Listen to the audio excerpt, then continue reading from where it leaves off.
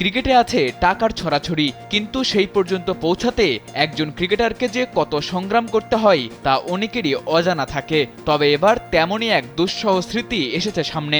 ভারতীয় ক্রিকেটের অন্যতম দুই তারকা হার্দিক ও ক্রুনাল পান্ডিয়া সম্পর্কে তারা ভাই ভাই। তারকা খ্যাতি পাওয়ার আগে কেবল টাকার অভাবে টানা ৩ বছর শুধু নুডলস খেয়ে জীবনযাপন করেছেন তারা। অবাক করার মতো হলেও সম্প্রতি এমনই এক খবর সামনে এনেছে ভারতীয় মিডিয়া।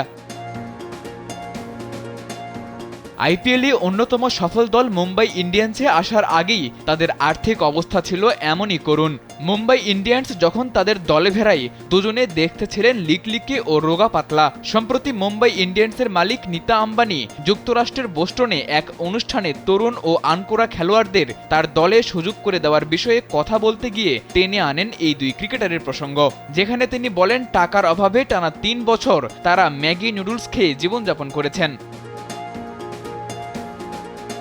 2015 সালে মুম্বাই ইন্ডিয়ান্সের হয়ে প্রথমবার আইপিএল খেলতে মাঠে নামেন গুজরাট থেকে উঠে আসা এই দুই ক্রিকেটার। ভালো পারফরম্যান্সের পুরস্কার হিসেবে দুই ভাই খেলেছেন জাতীয় দলে। ক্রুনাল এখন জাতীয় দলের আশেপাশে না থাকলেও নিয়মিত খেলেন আইপিএল, আর হার্দিক পান্ডিয়ার কাঁধে তো এখন মুম্বাই ইন্ডিয়ান্সের দায়িত্ব।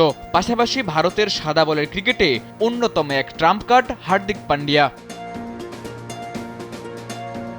হার্দিক ও ক্রুনাল পান্ডিয়া সম্পর্কে নীতা আম্বানি জানান, এই দুই ক্রিকেটারের মধ্যে তিনি বড় হওয়ার তাড়না ও ক্ষুধা দেখতে পেয়েছিলেন, সে কারণেই তাদেরকে সুযোগ দিয়েছেন তিনি। 2015 সালে মাত্র $10,000 চুক্তিতে যে হার্দিককে দলে টেনেছিলেন নীতা আম্বানি, সেই হার্দিকই এখন মুম্বাই ইন্ডিয়ান্সের অধিনায়ক।